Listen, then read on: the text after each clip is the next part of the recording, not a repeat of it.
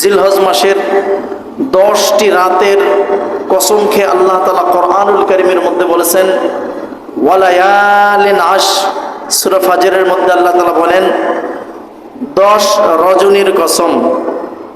তাফসীরের মধ্যে মুফাসসিরিন কিরাম লিখেছেন 10 রজনী কসম বলতে জিলহজ মাসের প্রথম 10 রজনীর কসম। এই 10টি রজনী অত্যন্ত গুরুত্বপূর্ণ রজনী, এজন্যই আল্লাহ তাআলা এই 10 রজনীর কসম খেয়েছেন। জোরে বলেন সুবহানাল্লাহ। এর তাৎপর্য, এর গুরুত্ব অপরিসীম।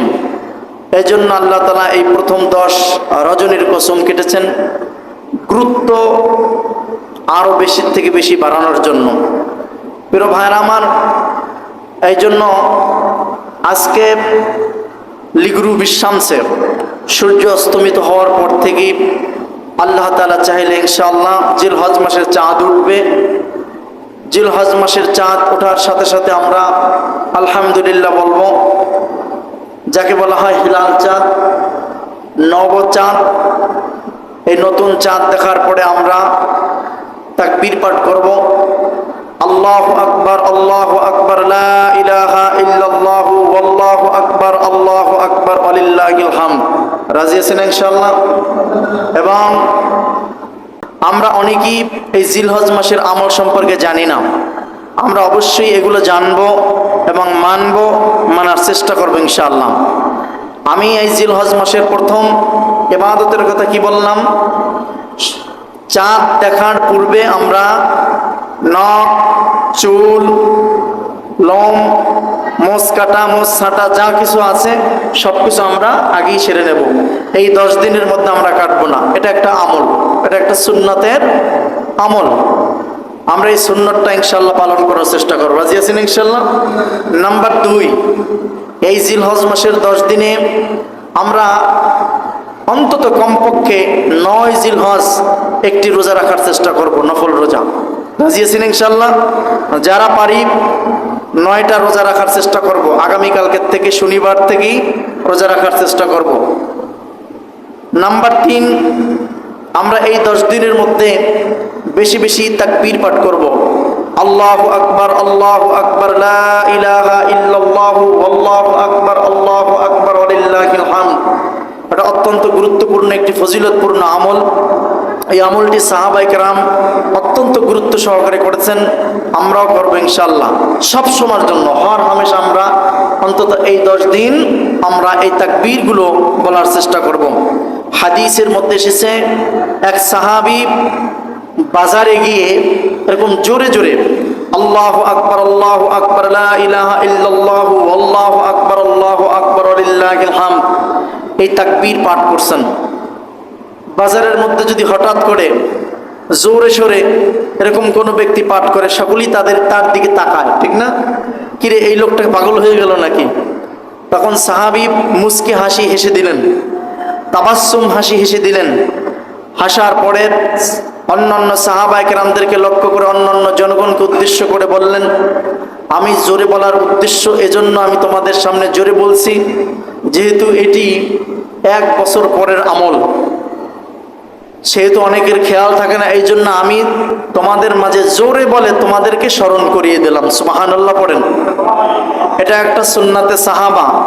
এই জন্য আমি আমার মুসল্লিদেরকে দৃষ্টি আকর্ষণ করে বলছি, আমার মুসল্লিদেরকে আমি বলবো, আপনারাও এবছর অন্তত, যেহেতু এর আগে জানেন নাই, মানেনও নাই, এবছর যেহেতু আপনারা জানতে পারছেন, সেহেতু এবছর থেকে আমরা মানার চেষ্টা করব। ঠিক আছে না ইনশাল্লাহ?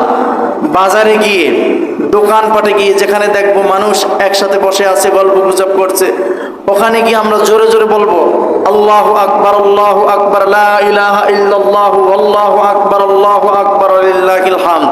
আমাকে মানুষ পাগল বলুক আর ছাগল বলুক, তারপর আমাদের এই সুন্নাত ছাড়া যাবে। এই সুন্নাতে সাহাবা আমরা পালন করার চেষ্টা করবো ইনশাল্লাহ। রাজি আছেন ইনশাল্লাহ?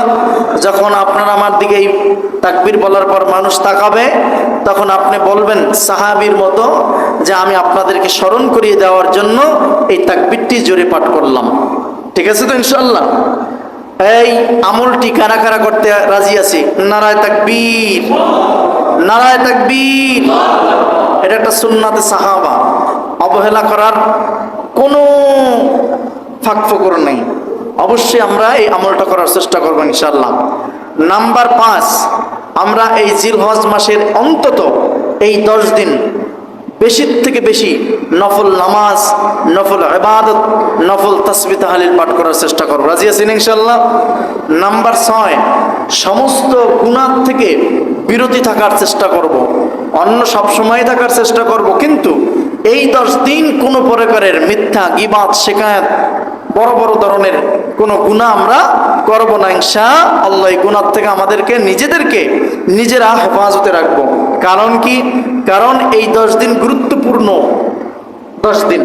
যেই 10 দিন সম্পর্কে, যেই 10টি রজনী সম্পর্কে পবিত্র কোরআনুল কারীমের মধ্যে আসছেন ওয়ালায়ালিন আশ, আল্লাহ তাআলা যেই 10টি রাতের কসম কেটেছেন, যেই 10 দিনের কসম কেটেছেন, এই 10 দিন সামান্য কোনো দিন, অত্যন্ত গুরুত্বপূর্ণ দিন। এই দিন ইবাদতের দিন। ইবাদত না করে যদি আপনারা পাপ করেন, তাহলে এই পাপটা সাধারণ নাকি অনেক বড় পাপ?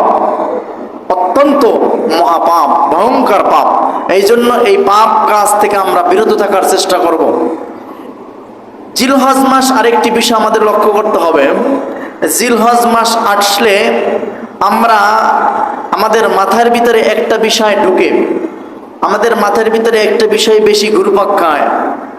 কোরবানি আসবে, কোরবানি গরু কাটবো, গোস্ত খাবো, বেড়াতে যাব, মেয়ে বিবাহ দেব, অলিমা করব, অনুষ্ঠান করব, গান বাজনা করব, অমুক করব, সমুক করব। বিশেষ করে মাথায় বেশি ঘুরে গোস্ত খাওয়া। ঠিক কিনা জোরে বলেন? আসলে কি কোরবানি গোস্ত খাওয়া? জোরে বলেন।